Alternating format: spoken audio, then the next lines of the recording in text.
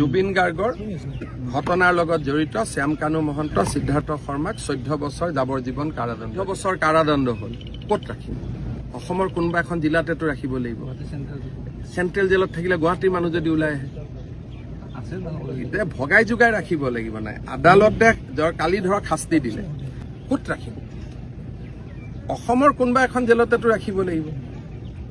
তাৰমানে আপোনালোকে এনেকুৱা এটা পৰিৱেশ কৰি দিব যে তেওঁলোকক অসমৰ জেলত ৰাখিব নালাগে হিমন্ত মামায়ে কোৱা আপোনালোকে ভাষ্যটো শুনিলে কি ক'লে হিমন্ত মামায়ে শ্যাম কানু মহন্ত আৰু সিদ্ধাৰ্থ শৰ্মাক মাত্ৰ 14 বছৰে জেল খাটিব লাগিব আমাৰ ভগৱানটো অসমৰ সম্পদক হেৰুৱাই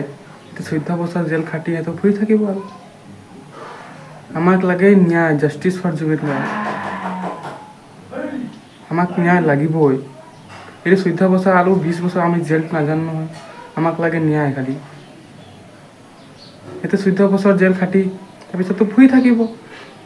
কৈ আছে অসমত তাত নাথাকিলেও জেলটো বেলেগ জাগাত থব তাৰপিছত 14 বছৰ জেল পিছত আৰু আহিবই অসমত ফুৰি থাকিব লেকিন আমাৰ সম্পদটো পাম নহয় আমাৰ জুবিন দাক পাম আৰু ঘূৰাই নাপাম নহয় এই কাৰণে কৈছো আমাক ন্যায় লাগে জাস্টিস ফৰ জুবিন গাৰ্গ আমাক ন্যায়টো লাগিবই পশ্চিমবংগ জেলত গ'লে তাতো তেওঁলোকে যেনে তেনে মেনেজ কৰি ফুৰ্তিত থাকিব পাৰিব কাৰণ তাতো জুবিন গাৰ্গৰ বিষয়েতো ইমান মানুহৰ নলেজ নাই গতিকে শাস্তিটো অসমৰ মাটিতে দিব লাগিব নহয় আৰু বাক্সাখনতো অসমৰ বাহিৰ নহয় কাবাক হাফলং দিছো কাবাক বাক্সা দিছো কাবাক চিৰাং দিম কাবাক নলবাৰী দিম মঙলদৈ দিম একেলগে থাকিলে আকৌ ক'ব যে ক্লাব কৰি ল'লে বুলি গোটেইকেইজনক একেলগে থকাৰ সুবিধা দিছে কিবা এটাতো যি কৰোঁ তাৰে উল্টাটো হ'ব যিটো কৰোঁ গতিকে কি কম মোৰে দুৰ্ভাগ্য বুলি মই ভাবিছো যে ধৰি আনিলো কোনেও নকয় যে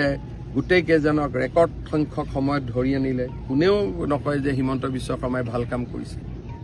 তাৰপিছত জামিন ল'ব দিয়া নাই কোনেও নকয় যে চৰকাৰখনে ইমান চেষ্টা কৰিছে আপোনালোকে কি ভাবে 14 বছৰ জেলটো ভাবে না ন্যায়টো ভাবে কমেণ্টত জনাবলৈ দি নাপাহৰিব বোলে ছিংগাপুৰত যোৱা নাই অফিচাৰ গ'ল ছিংগাপুৰ যে জুবিন গাৰ্গক ন্যায় বিচৰা ৰাইজ বেলেগ আৰু এই সুযোগতে হিমন্ত বিশ্ব শৰ্মাক পদত্যাগ কৰাই দিওঁ সেইটো 1 নম্বৰ 2 নম্বৰ এই সুযোগতে পাৰিলে এজনক মুখ্যমন্ত্ৰী পাতি দিওঁ তেওঁলোকৰ টাৰ্গেট হ'ল সেইটো